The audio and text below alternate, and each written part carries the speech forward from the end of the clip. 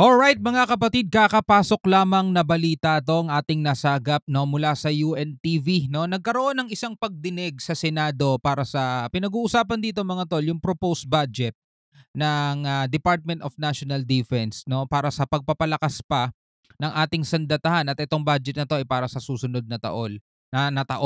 At dito mga tol, ipinagtanggol ni Defense Secretary Gibo Teodoro mga tol ang planong palawakin pa no ang interpretasyon sa Mutual Defense Treaty ng Pilipinas at ng Amerika no sa gitna yan ng patuloy na ginagawang agresyon ng China mga tol sa West Philippine Sea. So maraming puna mga tol dito at pinuna ang pagdami ng EDCA sites, at yan ay sinagot din niya mga tol isa-isa. Ito ang ating bibigyan ng reaction video. Syempre dapat may pakialam tayo rito mga tol bilang mga Pilipino. Dapat alam natin yung mga ganitong mga nangyayari sa ating bansa. So kung gusto mo yung mga ganitong klaseng usapan mga tol, huwag mong kalimutan mag-subscribe. Click mo na rin ang notification bell para ma-notify ka pag may mga bago tayong reaction video tulad nito. Alright, so wag na natin patagalin pa. Panoorin na natin to mga tol. So just as the aggressor has variables, millions of variables in its playbook, we have to also restudy. There are no specifics right now. That will depend on the recommendations of the working groups of how to make the Mutual Defense Treaty interpretation more dynamic to address threats that we may not even foresee. Humarap sa House Committee. Kasi nga mga tol, 'di ba, yung Mutual Defense Treaty ay ma-invoke lamang daw to kung magkakaroon ng armed attack ang China. Meaning kapag gagamit na sila ng armas talaga ng katulad ng missile, mga barel, 'di ba? So gusto pang palawakin, no? Palawakin pa ni Secretary Gibo Teodoro na hindi lang nakakahundon. 'Di ba? Hindi lang nakakahundon kasi yung China mga tol, gumagamit sila ng tinatawag na gray zone tactics.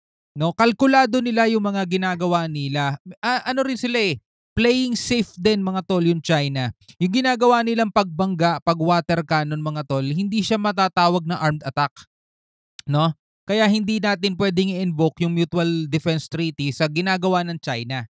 So kung mas palalawakin natin yun mga tol, siguro isama na natin dyan yung pagkasira ng mga barko natin, pag na may nasasaktan sa ating mga sundalo, pangwa-water cannon nila, siguro kung makakasama na yon mga tol, para ma-invoke ang MDT mga tol, baka bawasan ng China yung pagiging agresibo nila.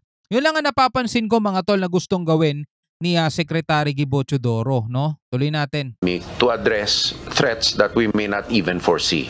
Humarap sa House Committee on Appropriations si Defense Secretary Gilberto Gibo Teodoro para sa pagdinig ng panukalang pondo ng kagawaran sa 2025. Sa pagdinig na ungkat ang plano ng Defense Department na palawakin ang sakop ng Mutual Defense Treaty sa pagitan ng Pilipinas at Estados Unidos. Taong 1951 nilagdaan ang kasunduan na batayan ng security partnership sa pagitan ng dalawang bansa. Nakapaloob sa treaty na tutulungan ng Amerika ang Pilipinas sakaling magkaroon ng armadong pag-atake sa mga sundalo. 'Di ba? Nakakahon kasi tayo doon mga tol. Marami sa atin mga nagtatanong bakit hindi pa ma-invoke yung MDT na yan? Bakit ganyan-ganyan? Bakit ilang beses na tayong inaatake ng China? Kasi nga wala naman daw armed attack, 'di ba? So ang gusto ni Defense Secretary Gibo Teodoro, mas palawakin pa yung interpretasyon nito. Hindi lang makahon doon sa tinatawag na armed attack o armadong pag-atake ng China bago ma-invoke yung Mutual Defense Treaty. Siguro mas pasimplehin natin yung tipong pangwa-water cannon lang nila o yung mga agresibong aksyon lang nila rito sa West Philippine Sea, yung mga ginagawa nilang gray zone tactics nila. Baka sa mga ganung galawan nila, pwede na nating i-invoke yung Mutual Defense Treaty at sa pamamagitan nun mga tol, bawasan pa ng China yung pagiging agresibo nila mga tol. Kasi doon tayo dinadaan eh. Alam mo yon, yung pasimpleng sinisiko ka, kumbaga sa basketball mga tol, hindi foul, pero talagang pasimpleng binabalya ka, pasimpleng sinisiko ka na iwas sa referee para hindi ka matawag na foul. Ganun ang ginagawa ng China sa atin mga tol. Na hindi natin napapansin, ang laki na pala ng nagiging damage sa atin. Pero hindi tayo makatawag ng MDT o hindi tayo makatawag ng defense treaty natin kasi nga hindi naman siya armadong pag-atake, di ba? Barko at eroplano ng sinuman sa dalawang bansa. Ayon kay Secretary Teodoro, layo ng pagrepaso sa kasunduan na matugunan ang tumitinding agresyon ng China sa West Philippine Sea. According po sa inyo, there are ongoing conversations to broaden the interpretations of the Mutual Defense Treaty between the Philippines and the United States in response to China's growing aggression toward Filipino aircraft and vessels in the West Philippine Sea. Ngayon, ang tanong ko po, anong specific na babaguhin? Uy! Anong babaguhin? Sino ba to? Basahin natin yung pangalan niya ulit ha. Teka. Broaden nga eh. Di naman sinabing ano eh. Sino ba to? West Philippine Sea. Ayun, Representative Arlene Brosas. Yan. No, tingnan muna natin kung ano sasagutin ni Gibo Teodoro. Pero wala naman kasing babaguhin eh. Palalawakin, 'di ba? Yung interpretasyon, pero walang babaguhin. Ay nako po. To China's growing aggression toward Filipino aircraft and vessels in the West Philippine Sea. Ngayon, ang tanong ko po, anong specific na babaguhin sa MDT? Wala pong babaguhin sa MDT. It's Buti pa ako naintindihan ko agad eh. Buti pa ako naintindihan ko agad eh. Anong specific na babaguhin sa MDT? Wala pong babaguhin sa MDT. It's just we don't want to get canalized on an interpretation on an attack of an armed vessel. It's more for strategic purposes because China uses non-lawful system of aggression which a static interpretation and static processes will not address. Okay. Yan malinaw na sinabi ni Secretary Gibo Teodoro. Tulad ng explanation ko kanina, explain ko ulit one more time mga tol. Walang babaguhin doon sa MDT, paspalalawakin lang para mapigil yung agresibong ginagawa ng China. Kasi yung agresibong ginagawa ng China mga tol is hindi natin matatawag na armed attack, which is hindi rin makakapag-invoke ng ating MDT. Diba? Yung ginagawa ng China mga tol, yung mga agresibong ginagawa nila, kalkulado nila, na alam nilang hindi lalagpas na kung saan pwede nang ma-invoke yung MDT. Pero yung ginagawa nila mga tol na kalkuladong yun, yung agresibong aksyon na ginagawa nila is nakakapagdulot na ng pinsala sa atin. Tulad na lamang ng pagkabutas ng ating mga barko. Diba? Tulad na lamang nung may mga nai-injure tayong mga sundalo, yung isa nga may naputulan tayong ng daliri, mga tol.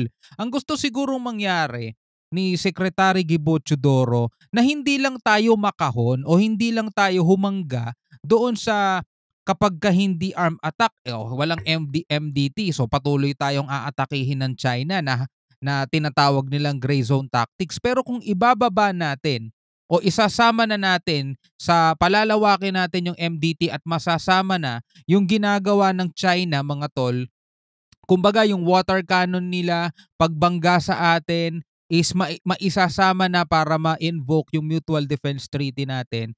Baka doon mag-step back ang China mga tol at hindi na nila gawin yung pangwa-water cannon nila, hindi na nila gawin yung panghaharang at pangbabangga nila kasi alam nila na kapag yun ay ginawa pa nila, pwede nang ma-invoke yung MDT. Kasi ang laki ng takot din nila mga tol na magsimula ng gera, sa totoo lang ha. Ang laki rin ng takot nila dyan, kaya tignan nyo, yung ginagawa nila sa atin mga tol, kalkulado nila lagi yun. Hindi siya aabot doon sa tipong mag-invoke na ng Mutual Defense Treaty natin. Ayaw din nila mangyari yun. Kaya ang gusto mangyari ni Secretary Gibo Teodoro is mas palawigin pa o mas palawakin pa yung interpretasyon ng Mutual Defense Treaty. Sana malinaw yan mga tol sa ating lahat. No? Pero walang babaguhin. Yun pa rin yun. Ayon sa kalihim, wala pang detalye sa ginagawang pagrepaso sa MDT. Depende rin sa rekomendasyon ng working groups ang susunod nilang magiging hakbang kaugnay nito. Well, actually tama yun mga tol eh. 'Di ba? Kung mas palalawakin natin, baka mabawasan yung pagiging agresibo ng China. Yung gray zone tactics nila, hindi na nila gagawin yun, mas mababa pa. Siguro baka panay radio challenge na lang sila pero hindi na sila didikit. Kumbaga, halimbawa mga tol, merong nanghaharas sa'yo. Diba? Halimbawa, merong nanghaharas sa'yo. Tapos maghahain ka ng reklamo sa korte. Tapos magpapataw sila ng ano ba tawag doon sa ano? Yung hindi ka pwedeng lumapit within 100 meters, parang gano'n mga tol, no? Kasi kapag lumapit ka, within 100 meters, lumapit ka, pwede kang hulihin. Alam niyo yun? Nakalimutan ko yung term dun eh. So parang gano'n mga tol, kapag lumapit sa atin ng China at banggain nila tayo, pwedeng ma-invoke yung MDT. Malamang hindi na gagawin ulit ng China sa atin yan. Hindi naman nangangahulugan ng pagrepaso sa kasunduan na dadagdagan pa ang Enhanced Defense Cooperation Agreement o EDCA site sa bansa. Sa kasalukuyan, may 9 lokasyon ng EDSA facility sa Pilipinas. Pinuna naman ni House Deputy Minority Leader, ACT Teachers Party List Representative Franz Castro Nako. ang anay dumadaming military exercises ng Pilipinas sa ibang bansa. Ayon sa mambabatas, Bakit ayaw mo bang nag-e-exercise? Bakit ayaw mo ba nag-e-exercise sa mga sundalo natin? Ayaw mo bang nagte-training sila? My goodness. military exercises Ang dami-daming pupunahin, talagang yun pa eh, no? ng Pilipinas sa ibang bansa. Ayon sa mambabatas, nakakatanggap sila ng ulat na naaapektuhan na ang kabuhayan ng mga mangingisda, bunsod ng mga pagsanay na ito. Yun nga po yung worry natin doon. So, yung Pilipinas, Mr. Chair, nagiging lunsaran na yan ng mga military exercise and practices ng iba't ibang mga bansa. So, dati US lang yan. So, meron tayong Japan, meron tayong Canada, meron tayong Australia. So, ano na lang ang tayo na lang talagang ginagawa na lang tayong military exercise na lugar. Sagutin mo yan, Secretary Gibo. Sagutin mo. Subalit giit ni Defense Secretary Teodoro, ang pagkakaroon ng military exercises sa ibang bansa ay ginagawa rin ng iba sa layuning mapalakas ang kapasidad at kakayahang pangalagaan ng seguridad. Tama. Giit nito, ang mga agresibong hakbang ng China sa West Philippine Sea ang nakaapekto sa kabuhayan ng mga kababayang mangingisda. Hindi lang po Pilipinas ang site sa ASEAN ng multilateral exercises. Indonesia, exercise Garuda, ginagampanan po ngayon. Thailand, ang COP Thunder, nandyan po. Singapore, nandyan din po, multilateral exercises. Vietnam, nandyan din po. Australia, nag-participate din po ngayon. Japan, South Korea, lahat po nag-e-eksersisyo. Yan, ang hindi alam ni Franz Castro. Akala niya Pilipinas lang. Inisa-isa ni DND Secretary Gibo Chodoro yung mga bansang nagdadaos din ng kanya-kanyang exercises dito sa ASEAN region. Bakit kanyo? 'Di ba? Bakit? Kasi hindi lang naman Pilipinas mga tol ang apektado ng 9-dash line ng China. 'Di ba? Lahat ng mga bansa na nakapalibot dito sa South China Sea, apektado yan. Lahat yan mga tol, inaangkinan ng karagatan ng China. So bakit Pilipinas lang? 'Di ba? Bakit Pilipinas lang ang nagsasagawa? Dapat nga naman talaga magsagawa tayo ng exercise na ganyan eh. Bakit? Kasi yung ibang mga bansa kahit papano malakas yung sandatahan nila. 'Di ba? Kahit papano kaya nilang ipagtanggol yung sarili nila. For example, Vietnam mga tol. Nangunguna ang Vietnam mga tol sa dami ng isla na na-reclaim nila dito sa South China Sea. 'Di ba? Pumapangalawa lang ang China mga tol. Biruin nyo pero sa atin nanggigigil ang China. Bakit? Tayo kasi hindi pumapalag eh. Vietnam pinapalagan sila eh. 'Di ba? Biruin mo hindi nga natin ma-repair yung BRP Sierra Madre kasi nagagalit ang China. Ano pa kaya magtayo tayo ng isla? Bakit Vietnam nagawang makapagtayo ng napakaraming isla sa South China Sea? Anong ginagawa ng China? Hindi sila kaya, 'di ba? Kailangan talaga natin ng napakarami nating ehersisyo diyan, exercise, palakasin pa natin yung ating depensa. Lahat ng bansa, hindi lang po tayo. Walang koneksyon ang fisher folk natin sa ang pagharang ng China sa fisher folk natin sa mga exercises. Ito po ay sariling gawa ng unilateral at illegal na activities ng China.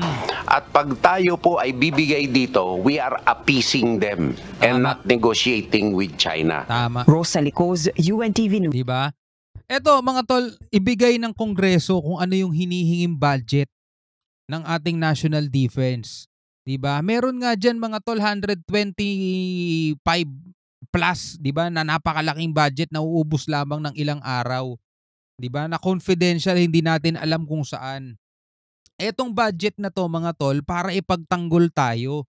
para magkaroon tayo ng kalayaan, para makapamuhay tayo ng matiwasay.